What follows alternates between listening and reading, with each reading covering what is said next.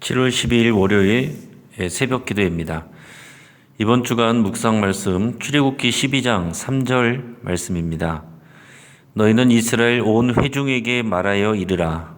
이달 열흘에 너희 각자가 어린 양을 취할지니 각 가족대로 그 식구를 위하여 어린 양을 취하되. 아멘. 우리 묵상 말씀을 한 주간 동안 여러분 계속 잘 암송하시고 묵상하실 수 있기를 바랍니다. 오늘부터는 우리가 이사야 말씀을 묵상하게 됩니다. 오늘 본문은 이사야 40장 1절에서 11절까지의 말씀입니다. 오늘 본문을 통해서 위로하시는 하나님, 이런 제목으로 말씀의 은혜를 같이 나누겠습니다. 이사야서는 모두 66장입니다.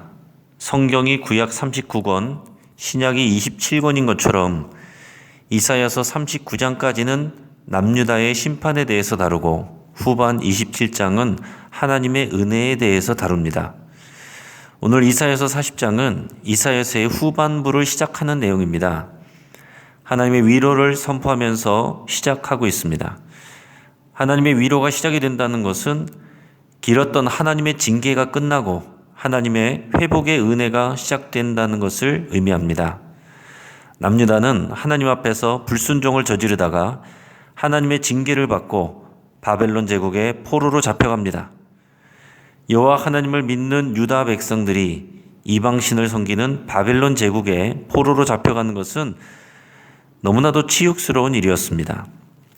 바벨론 땅에는 성전이 없기 때문에 70년 동안 성전 예배를 드릴 수 없었습니다. 지금 우리가 코로나로 인해서 현장 예배를 잠시 못하게 되는데 유다 백성은 장장 70년 동안 성전에 모여서 예배할 수가 없었습니다.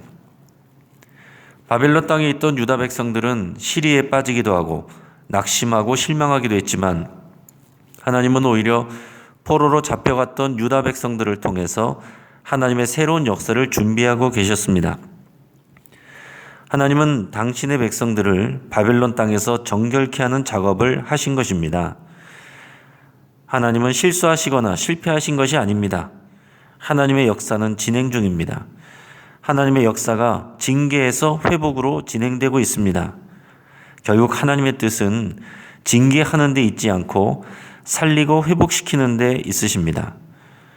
이러한 교훈은 코로나로 인해서 절망하고 낙심하는 우리들에게 큰 힘과 위로가 됩니다.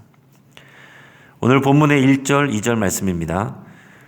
너희의 하나님이 이르시되 너희는 위로하라. 내 백성을 위로하라. 너희는 예루살렘의 마음에 닿도록 말하며 그것에게 외치라.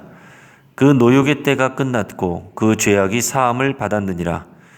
그의 모든 죄로 말미암아 여호와의 손에서 벌을 배나 받았느니라 할지니라 하시니라. 아멘. 선지자는 하나님의 위로를 그의 백성들에게 선포합니다. 하나님께서는 선지자에게 내 백성을 위로하라 라고 하셨습니다. 위로하라 라는 말씀을 2번 반복함으로써 강조하고 있습니다. 노욕의 때가 끝났다라고 선포합니다. 죄로 인한 벌은 여호와의 손에서 배나 받았다라고 하십니다. 노욕의 때는 바빌론 땅에 포로로 끌려가서 강제 노동하며 고통하던 심판의 기간을 말합니다. 그들은 기약 없는 하나님의 회복하심을 기다리고 소망하고 있었습니다. 그런데 드디어 하나님은 그 심판의 때가 끝났음을 선포하십니다. 그리고 벌을 배나 받았다고 선포하십니다. 받아야 할 벌의 2배를 받았다는 개념이 아니라 충분하게 벌을 받았다는 의미입니다. 하나님의 위로는 때가 있습니다. 그 위로 전에는 하나님의 징계와 심판이 있었음을 기억할 수 있길 바랍니다. 징계와 심판이 있었기 때문에 하나님의 위로가 백성들에게 기쁨이 되는 것입니다. 우리는 예수 그리스도의 이름을 전파해야 하는 사람들입니다. 예수님이 오셔서 구원의 일을 다 이루셨다는 것이 기쁜 소식입니다. 그런데 자기 자신이 죄인임을 깨닫지 못하는 사람들에게 복음은 기쁜 소식이 아닙니다. 그저 허무맹랑한 이야기로 들릴 뿐입니다. 예수님은 없어도 그만인데 있어도 나쁘지 않은 분이 아닙니다. 우리의 유일한 구원자가 되십니다. 우리가 죄로 인해서 징계받고 하나님의 심판 아래에 놓인 존재라는 것을 먼저 깨닫고 확신해야 주의 복음이 기쁘게 들리고 위로가 되는 것입니다. 하나님의 백성들은 70년 동안 바벨론 땅에서 절망과 고통을 겪었습니다. 그들은 하나님의 은혜가 주어지고 회복되는 것을 간절히 기다렸습니다. 오늘 본문의 3절에서 5절까지 말씀을 읽겠습니다. 외치는 자의 소리여 이르되 너희는 광야에서 여호와의 길을 예비하라. 사막에서 우리 하나님의 대로를 평탄하게 하라. 골장에마다 도두어지며 산마다 언덕마다 낮아지며 고르지 아니한 곳이 평탄하게 되며 험한 곳이 평지가 될 것이요 여호와의 영광이 나타나고 모든 육체가 그것을 함께 보리라. 이는 여호와의 입이 말씀하셨느니라. 아멘. 유다 백성들에게 위로가 되는 소식은 무엇입니까? 여호와 하나님께서 유다 백성들에게로 돌아오시는 것입니다. 하나님은 유다 백성들이 범죄하고 우상을 숭배했기 때문에 그들에게서 떠나셨었습니다. 하나님의 영광이 이미 성전을 떠나셨습니다. 그런데 지금 하나님이 자신의 백성들에게로 돌아오신다고 선포하고 있습니다. 이 말씀을 듣고 믿는 자는 새로운 회복을 경험하게 됩니다. 광야에 여호와의 길이 생기고 사막에 하나님의 대로가 평탄하게 됩니다. 하나님은 당신의 영광을 가지고 이 통로를 통해서 다시 하나님의 백성들에게로 돌아오신다는 것입니다. 하나님이 돌아오시면 당신의 백성들을 다시 통치하시게 됩니다. 그것이 유대인들에게 기쁜 소식입니다. 여러분, 우리 삶에서 진정 위로가 되고 기쁨이 되는 소식이 무엇입니까? 다른 여흥을 즐기는 것이 아니라 여호와 하나님이 우리를 통치하시고 우리는 그의 백성으로서 하나님과의 사랑의 관계 가운데 거하는 것입니다. 이제 다음은 하나님 말씀의 영원성에 대해서 말씀하고 있습니다. 오늘 본문의 6절에서 8절까지의 말씀입니다. 말하는 자의 소리여 이르되 외치라. 대답하되 내가 무엇이라 외치리까 하니 이르되 모든 육체는 풀이요 그의 모든 아름다움은 들의 꽃과 같으니 풀은 마르고 꽃이 시들면 여호와의 기운이 그 위에 불미라. 이 백성은 실로 풀이로다. 풀은 마르고 꽃은 시드나 우리 하나님의 말씀은 영원히 서리라 하라. 아멘. 하나님은 선지자에게 세상에 외치게 하셨습니다. 모든 육체는 풀이요 아름다움은 들의 꽃과 같다. 이 말씀을 하게 하셨습니다. 그 당시에 명성을 떨쳤던 바벨론 제국이나 바사, 즉 페르시아 제국도 하나님 앞에서 한 송이 들의 꽃과 또는 풀과 같은 것입니다. 한때 싱싱하고 아름다워 보이지만 하나님의 기운이 불면 한순간에 사그러집니다. 우리의 건강과 젊음도 풀과 같고 들의 꽃과 같습니다. 우리의 생명도 그렇고 우리의 재물도 그렇습니다. 이 땅에서 우리가 누리고 성취한 것들의 대부분은 영원한 것이 아닙니다. 있다가 사라지는 것입니다. 이 땅에 아무리 쌓아놓아도 한순간에 사라질 수 있습니다. 하지만 반대로 하나님의 말씀은 영원하며 불변합니다. 유한한 것은 일시적인 것이고 비본질적인 것입니다. 그러나 영원한 것은 본질적인 것입니다. 우리는 눈에 보이는 이 땅의 유한한 것들을 따라 살면 안 됩니다. 유다 백성들이 그러다가 하나님의 심판과 징계를 받았습니다. 고통의 시간을 인내한 그들은 이제 하나님의 영원한 말씀을 더 소중하게 여길 것입니다. 다음은 시온으로 돌아오시는 하나님에 대해서 말씀하고 있습니다. 오늘 본문의 9절에서 11절까지의 말씀입니다.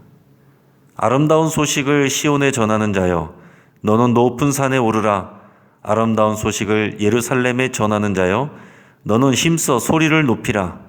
두려워하지 말고 소리를 높여 유다의 성읍들에게 이르기를 너희의 하나님을 보라 하라.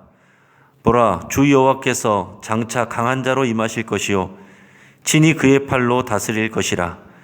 보라, 상급이 그에게 있고 보응이 그의 앞에 있으며 그는 목자같이 양떼를 먹이시며 어린 양을 그 팔로 모아 품에 안으시며 젖먹이는 암컷들을 온순히 인도하시리로다. 아멘. 여호와 하나님은 광야의 길을 통해서 예루살렘으로 돌아오실 것입니다. 시온은 예루살렘과 예루살렘 성을 의미합니다. 시온에 전달할 아름다운 소식은 바로 여호와 하나님께서 그들에게로 돌아오신다라는 내용입니다. 여호와 하나님은 강한 자로 나타나셔서 하나님의 백성들을 다스리실 것입니다. 하나님은 징계와 심판이 아니라 이제는 상급과 보응을 손에 들고 오십니다. 그래서 유다 백성들에게는 위로가 되는 것입니다. 또한 돌아오시는 여호와 하나님은 목자와 같이 자기 양떼를 먹이시고 그 팔로 모아서 품에 안으실 것입니다. 또한 젖먹이는 암컷들을 온순히 인도하실 것입니다. 이제 하나님의 말씀을 정리합니다. 하나님의 징계는 징계 자체가 목적이 아니라 그 이후에 하실 위로와 회복이 목적입니다. 하나님의 진정한 위로와 회복은 고통을 참고 인내하며 하나님의 구원을 사모하고 기다린 자들에게 임합니다. 이 땅의 것들은 유한하지만 하나님의 말씀은 영원합니다. 우리는 우리의 삶을 풀과 꽃처럼 시들어버릴 유한한 것들에 생명을 걸 것인지 아니면 영원한 하나님의 말씀을 따라 살 것인지 결단해야 합니다. 이제 말씀을 붙잡고 함께 기도하겠습니다. 우리가 진정한 하나님의 위로를 소망하며 간구할 수 있길 바랍니다. 또한 우리 안에 씻겨져야 할 죄와 더러운 습관들을 하나님께 고백하고 함께 회개하겠습니다. 유한한 것에 목숨 걸지 않고 영원한 하나님 나라와 그의 말씀을 사모하기로 결단할 수 있길 바랍니다. 우리 가정을 위해서 기도할 때 하나님의 위로와 은혜로 살아가는 우리의 가정, 우리의 가족들이 될 수 있기를 위해서 함께 기도하겠습니다. 코로나로 인해서 이제 우리가 또 비대면으로 우리가 예배하게 되었습니다.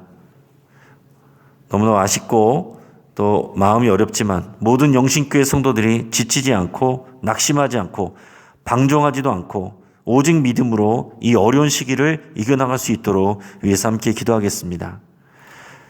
그리고 계속해서 온라인으로 진행될 교회학교 여름 행사를 위해서 우리 함께 기도하겠습니다. 우리가 또한 선교를 위해서 함께 기도하겠습니다.